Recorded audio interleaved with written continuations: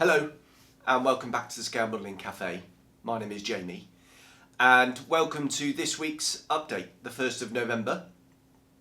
Right, you might be able to tell that my voice is a little bit off and that's because I'm not very well and yes, I got the 2 blue lines, so it's either COVID or pregnancy, one of the two. I'm assuming though it's COVID, but don't worry. Yeah, I'm feeling a little bit under the weather, but I still thought that I'm fit enough and well enough to do this week's update. So here it is. So apologies for the coughing and sniffing that's going to go through. I have a cup of tea. It is Waitrose lemon and ginger, which is a perfect COVID cure. There we go. Right, so excuse me. Oh yeah, I do apologise in advance. There is going to be a fair amount of that. Right, I've just made some notes here, and I've got an itchy nose and a runny nose as well. So, channel update. I uploaded last, when was it? Tuesday, Wednesday I think it was. Another Fireside chat. This one all about accuracy. And so far, the comments have been very respectful, which is brilliant, because I know it can be a bit inflammatory, that particular subject.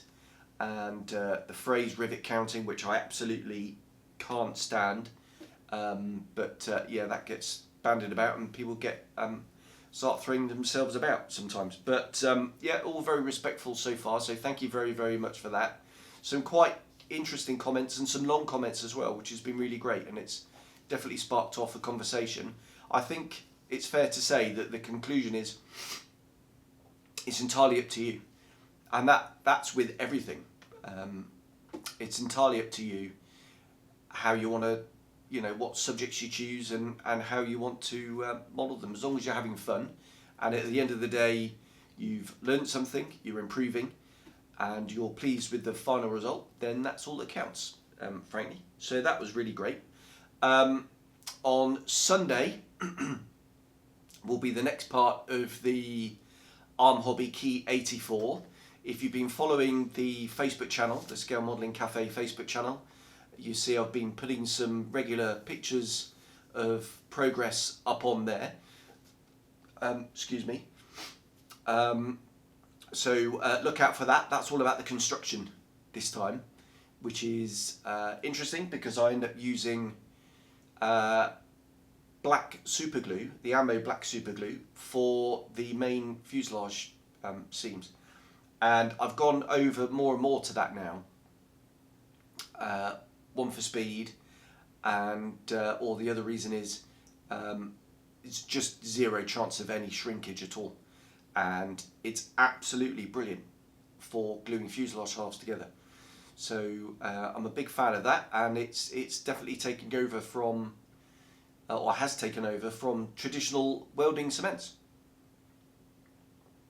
Oh, that's certainly soothing. Right, yeah, so look out for that, and then probably the last part will be up on Sunday week. That'll be the painting and weathering stage, and that'll wrap that project up.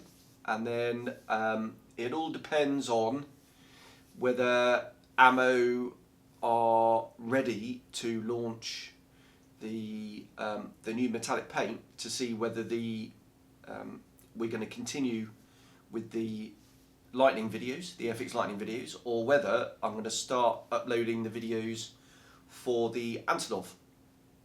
And then what I'll probably do is when excuse me, when Ammo release or launch the range, then I'll see where I am in the schedule, and I'll either just wait for the Antonov to be finished, or it'll be I'll just upload them maybe in the week, as and when. We shall have to wait and see. Right, talking of the current project then, and the Arma Ki-84, here it is. It's all finished. She's on the wheels, the weathering is complete, all the little dangly bits are done. and I'm really pleased with this. I knew it would turn out well because it's such a beautiful kit. Arma Hobby have excelled themselves again. Sort of harping back to the, I'll put it down, safe fingerprints, because it is new. The oil paints are not fully cured, and I have had to go in there and done some remedial action when I've picked it up and made a fingerprint with the oil weathering. But it's a beautiful kit. As I was saying, yeah, harping back to the accuracy video where I talk about rivets and surface detail and stuff. I really think that the rivets that I applied on that have done exactly what I wanted to achieve, and that is just make a much more busy looking airframe, and you can incorporate into the weathering. If I look at it from 12 inches away, there, you can barely see the rivets. In fact, you almost have to tilt it in the light just so it catches the rivets, which is exactly what I wanted to achieve. I didn't want them too prominent, but also I didn't want them to sort of disappear and melt away. So I'm really pleased with how that's turned out. Just so you know, this is Alclad, the natural metal on this. Oh, it's just catching the light there, look. Yeah, this is Alclad. I used Alclad aluminium, not airframe aluminium, just aluminium for most of it, and then duralumin in a couple of other places, which is slightly more dull. Now these did weather to a sort of a silvery grey colour, the metal. Anyway, so it wouldn't be too shiny, but I'm really pleased with how that's turned out. And the advantage of spraying the markings on is I could use a matte varnish just over the markings, so you have that contrast between the slight reflectance from the natural metal and the matte finish of the fabric control surfaces, which are painted in grey, and the actual red for the Hinamarus and stuff, which was all that was MRP, the Hinamarus, and the and it was GSI Krios, or otherwise known as Guns, for the grey. And yeah, it turned out really well. One slight disaster with a friend of the channel, Nige, who created the masks for me. He forgot to do a mirror image for the tail markings. So on that side it's painted, and on that side it's the decal. And to be honest, the decal and the painted marking, you couldn't really know. It's ever so slightly more orangery, I would say, the decal, as opposed to the markings. But yeah, you can't really tell, and you wouldn't tell unless I pointed it out to you, Franny. But yeah, but the decal works well. It's Tech Mod, and I'm a big fan of Tech Mod. But spraying the markings, I thought, was the way to go with all the riveting that I'd done. What I'm also really pleased about was the sort of walkway markings and that, rather than using the stencils, they were sprayed as well. So rather than using the decal, that worked really very nicely. And I even asked Nige to do the fuel filler caps as a mask, so they were painted on as well. So thanks Nige for doing that. It's really helped to get a really nice result. So I'm really pleased with how this has turned out. Probably overdid these all stains, if I'm honest. But I can hear my bloody phone going now. I should ignore that. So yeah, really nice result. I'm really pleased with that. It's going to look nice on the shelf with my other Arma kits. And talking of which, the P39 is going to be shipped to me next week. So I don't know when that will arrive with me out here in Saudi Arabia, but as soon as it does, I'll do a sprue tour on the bench, and I'm not going to make it straight away. I need to get the Antonov finished, and then I'm going to start on the Zukimura F4C Phantom. That's going to be the next one. I'll slot the P39 in at some stage next year. That will be riveted, and that will have Nigel's masks as well. I'm going to do that in a Soviet one. So that's the update on the project. So the Antonov, the next job on the Antonov is I need to do the mid-upper turret, I need to do the waist guns, I need to do the gun pods underneath, I need to paint the undercarriage. I want to get all that done before I tackle the actual main paint job, and then hopefully that'll be the fun bit, and then it's just a question of bringing it all together. Right, some of the news. So obviously Telford is coming up in a few weekends' time. So obviously I'm not going to be able to go to that because I'm out here in the Middle East. But I'm gutted I can't go actually. I love Telford. It's a great opportunity to catch up with loads of friends, do a bit of shopping. I always tend to enter the competition, not because I'm a pot hunter, but because I'm not a member of a local club. Our local club, unfortunately, in Lincoln, sort of fizzled out, which is a real shame. But it was the only place really where I could sort of show my models was in the competition, and to be honest, I enjoy it really. Frustrating as always. Frustrating that a model you think that's going to do really quite well doesn't, and then something you just threw in as a bit of a stocking filler goes and wins a gold or something. Always a little bit random. But my mate Andy has taken over as the competition secretary, and evolution, not revolution, but he and I have one mind. We've been bat and balling ideas for years about how to improve things, and the competition is in safe hands. So looking forward to seeing the results of that, and a lot of the pictures are going to come out from Telford. One bit of news that goes along with Telford is Qatari are going. Richard Alexander and one of the other designers are going over from New Zealand. They're bringing test shots and pre-production example of the Spitfire with them. So that's going to be really interesting to see that built up and the sprues and everything. So that's really cool. So I'm gutted I'm not going to be able to see that, even though I'm not going to get one. It's going to be a phenomenal model, and they have said that they are going to make an announcement there.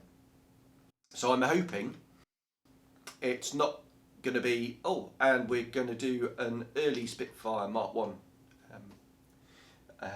I'm hoping it's going to be something really, really cool and a completely new toolkit. But who knows? We'll have to wait and see. Whatever it is, I'll bring you that, and if there's any other announcements made there, then I'll be sure to bring that to you as well. Oh, that's really soothing, as I said before. Right, some of the other modelling news then, and I suppose 1/35th scale Apaches is like a bus, as the saying goes at home in England. That you wait hours for a bus and then two come along at once, and so it is with 1/35th scale Apaches.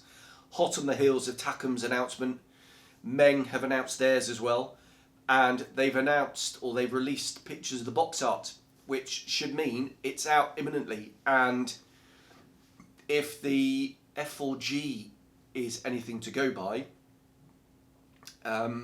it's probably going to beat Tacom's. It's going to be out quite soon. So no prices as yet, but I can imagine that's going to be a fabulous kit, and like I say, out soon. So watch out for that one. But then Tacom come along, and staying in 1/35th rotary world is they announced a Mi-28 Havoc, which is a really cool looking machine, and I think 1/35th scale for that be quite cool. It's quite a compact helicopter, but it's a really cool looking helicopter.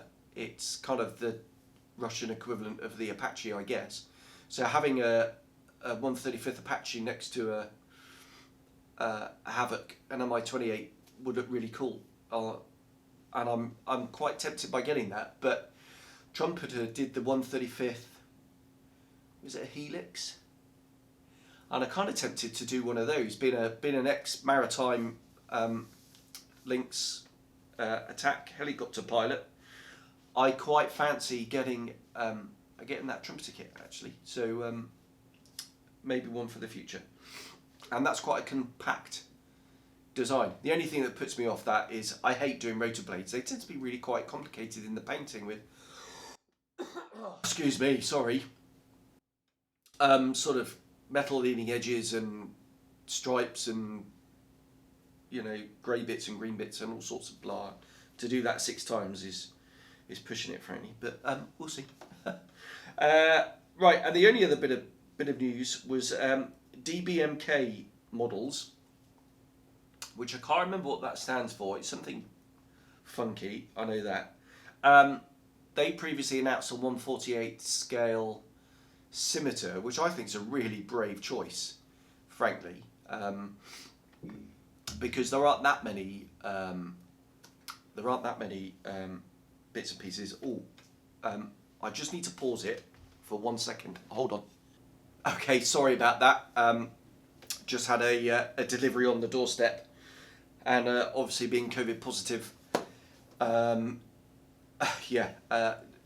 a bit awkward really, trying to grab that. So apologies for that. Right, where was I? Yes, so the 48 scale scimitar, as I was saying, interesting choice that, and a brave choice because, you know, not real mass appeal around the world. But I'm certainly interested in that kit. I like the scimitar. It bridges the gap neatly between the early, you know, first gen jets and the sort of later stuff, you know, your Buccaneers and Phantoms. So very welcome, I think. You're pretty much limited to extra stock sea grey over Sky, but I can feel a what if coming along.